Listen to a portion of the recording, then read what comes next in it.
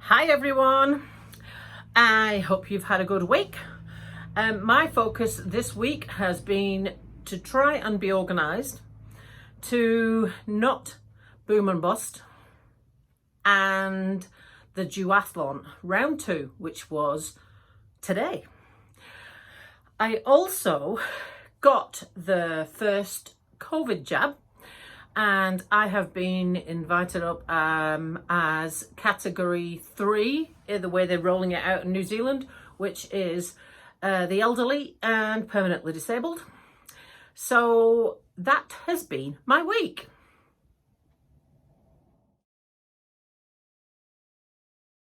Good morning. Well, today I am having a COVID jab.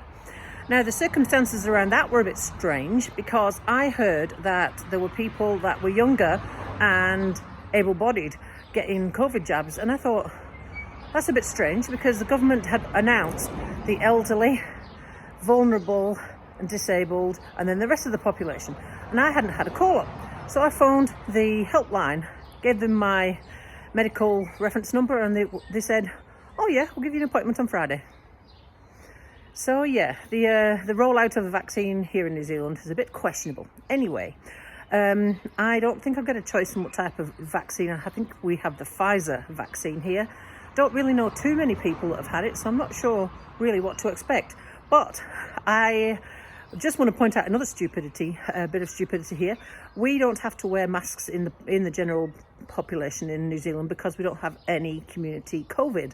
But I have to wear a mask when I go to the COVID jab centre. Anyway, I'll report back later and let you know how it went. COVID vaccine number 1 done. Curious, I was asked why I was there. So that's a kind of a good sign. I don't look as disabled as I used to. However, I had to sit for 20 minutes and wait to see if I had any adverse effects, and there was like a waiting room full of people that had to do that. I feel fine. My arm is fine. It's had absolutely no effect on me so far. We are now a few hours afterwards. I'll see whether anything changes over the next couple of days. If I'm still feeling fine by around about Sunday, then it normally develops in the first couple of days. So I have the Pfizer vaccine and it was just fine. I've got no trouble. My arm is not even sore. So yeah, it's quite simple really. Nothing to worry about. The problem with the COVID jab is there is not the mass amount of people to ask to take the average answer for any question you want to know about it, because in every country only a limited amount of people have had it.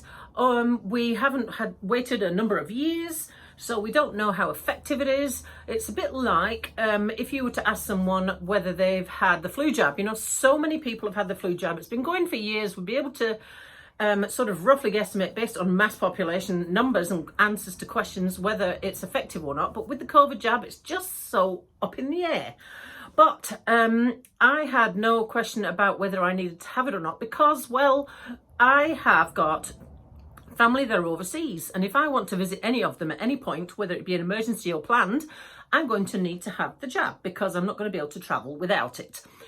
That said, it would also be a little bit more dangerous for me than the average fully fit, healthy individual because of my disability and the extra risks that will pose. So I really had no queries about having to have it. So I had it in the top of this arm, and if you're English, you'll know what I'm talking about. It felt a little bit like when I was in my teens and early 20s having to have the BCG. I don't know if they did that in New Zealand, did you? That was a booster vaccine we used to have when we were at school, and it left you a little scar on your arm, and it felt a little bit like that. I sort of like the top of my arm sort of felt a little bit dead and a wee bit sore, but nothing more than that. I mean, I still was able to move it around, and the next day I felt fine. I haven't physically felt sick or, you know, less energy or not, none of that stuff. It's all been absolutely fine. My next vaccine, part 2, is booked for the middle of August.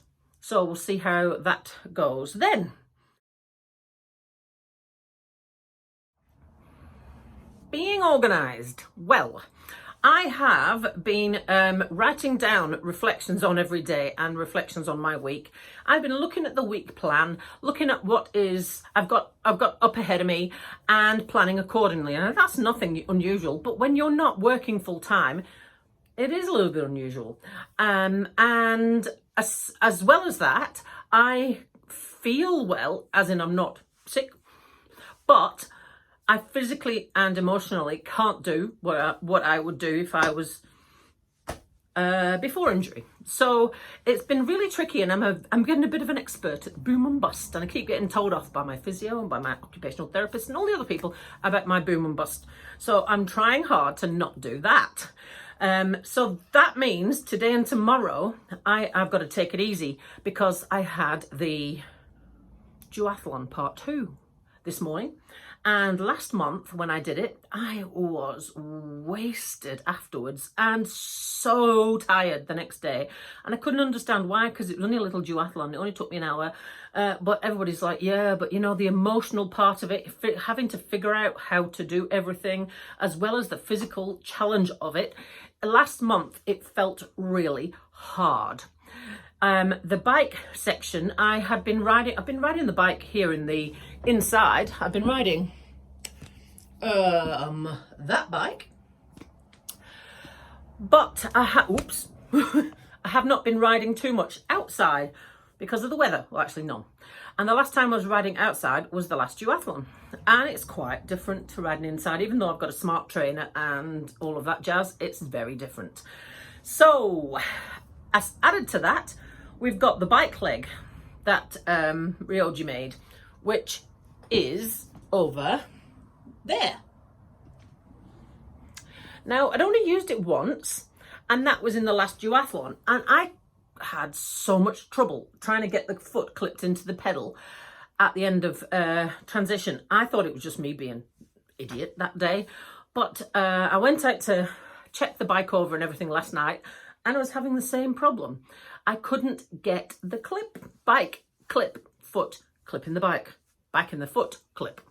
So I was ready for throwing the bike out the door and abandoning the duathlon. But I ended up having to work through it and exercise my patience and drink tea in between and things like that. So here is what the duathlon went like.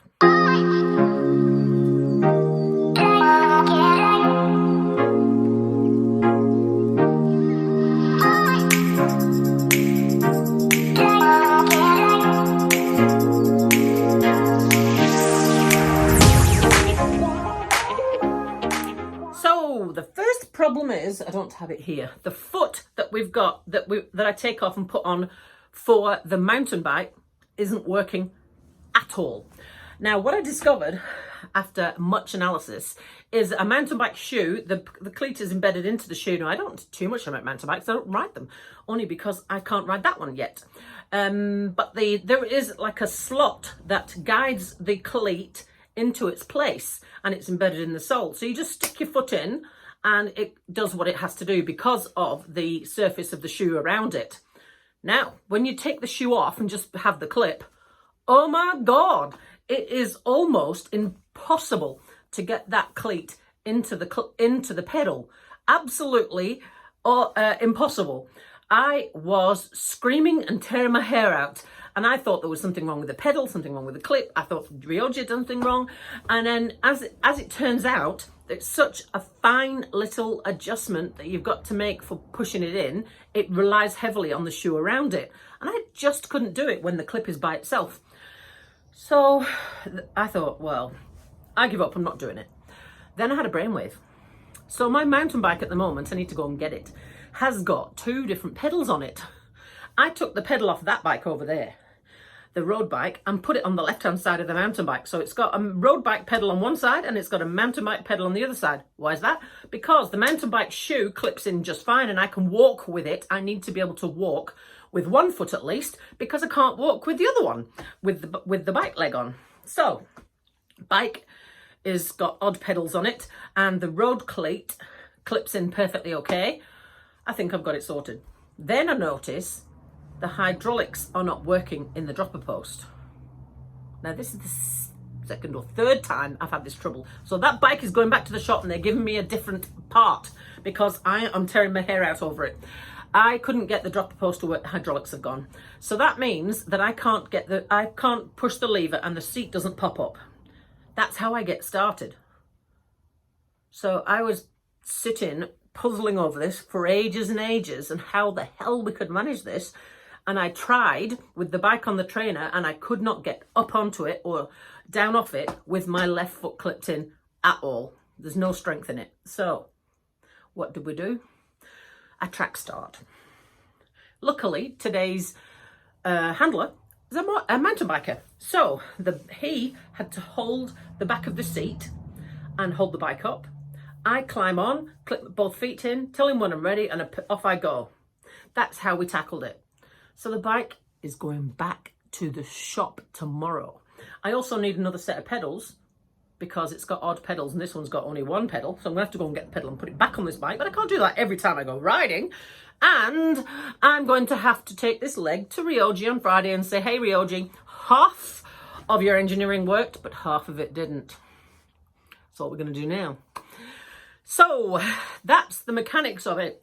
I also organised the transition a bit better.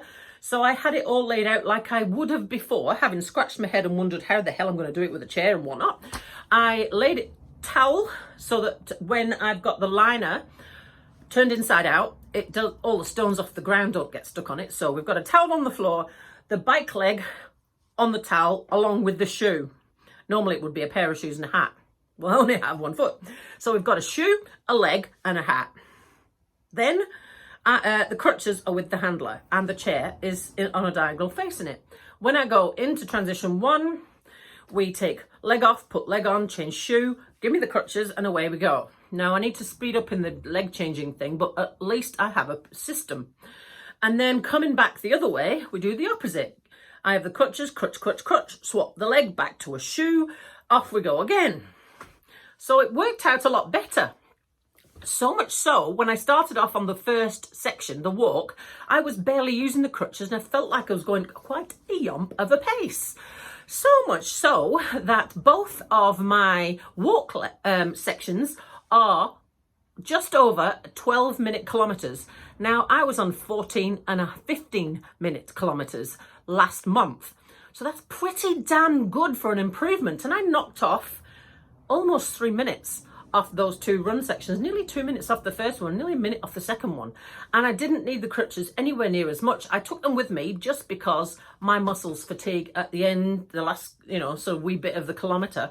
I couldn't probably walk any further than a kilometre, but it worked nicely. And then on the bike, I decided I was not going to chase my friend Liz. I was just going to do my little thing and go at the speed that I thought I could go at because I've got quite a good self-awareness. It's how I was coached before when I was racing. And so that meant that I knocked off almost a minute off of my bike section because I didn't go off like a rocket and then die before the end. Excellent. So all in all, almost 4 minutes was knocked off my time overall. 5 seconds off of the transitions in total, a couple of minutes off of the walk sections and another minute nearly off of the bike section. So I'm feeling pretty damn chuffed about all that, actually. I didn't intend to bust any records. Joel, the lovely physio, was like, what is your goal? Well, my goal is to get through transitions a bit better. I don't have grand goals. So I'm feeling pretty happy. The transitions definitely were better. I probably could sharpen up the changing of the leg part and getting on the bike part when the dropper post gets fixed. And then the next part would be to work out how to ride the road bike and how to stop and start on the road bike. If I can get that bike onto the track, that would have me roaring round. Anyway, that is my week and I'm feeling all in all pretty chuffed with that, considering we are coming up to maybe a week or so off of 10 months post amputation. And the next and last thing is the next problem that I'm going to have with the limb center. because I have had the approval to have a bike leg made properly, not with cast off parts. Yes, so I'm going next week to have that made. And I thought, right, great, we've got that. So next step, okay, Ryoji, can we have a K4 ankle? Now, the difference between the one I've got, K3 and K4, is cushioning. And it's done with a pump, an air pump. So you have the hydraulics of the ankle movement and cushioning. Now, I emailed him and said, can we upgrade this to cushioning so I can do a bit of jumping and dashing and, you know, changing of direction and speed and stuff like that. And he says, oh, is that foot not working for the massage? Yeah, it's working quite well, actually, like I showed you last week. But I want to be able to jump as well. Oh, you can't do that. What do you mean I can't do that? Well, because you need a carbon fibre blade for that. So, man, I'm going to have a car full of legs. Or maybe I'll have a wardrobe full of legs. You know, like women have a wardrobe full of shoes. Perhaps I'll have a wardrobe full of legs. So that's the next thing we're going to have to talk about is the personal training side of things. Am I going to need a blade for that? Because this foot doesn't allow me to jump. Honestly, when I started the duathlon today, the beginning of the first walk section, I felt great. All the runners running off into the distance. Man, I was so tempted to try running a few steps, but I can't because it's like running in a lead concrete boot because it just goes no cushioning whatsoever. But I really feel like I could if they gave me the right equipment. So that's the next little challenge that I'm going to tackle. Meanwhile, to the rest of today and the best part of tomorrow, feet up and relax because I'm trying to avoid the boom and bust. Come what may, even though my brain is saying, ooh, what shall I do next? So that's what I did this week. Have you got any questions for me or about anything at all? Let me know. Otherwise, I'll talk to you soon.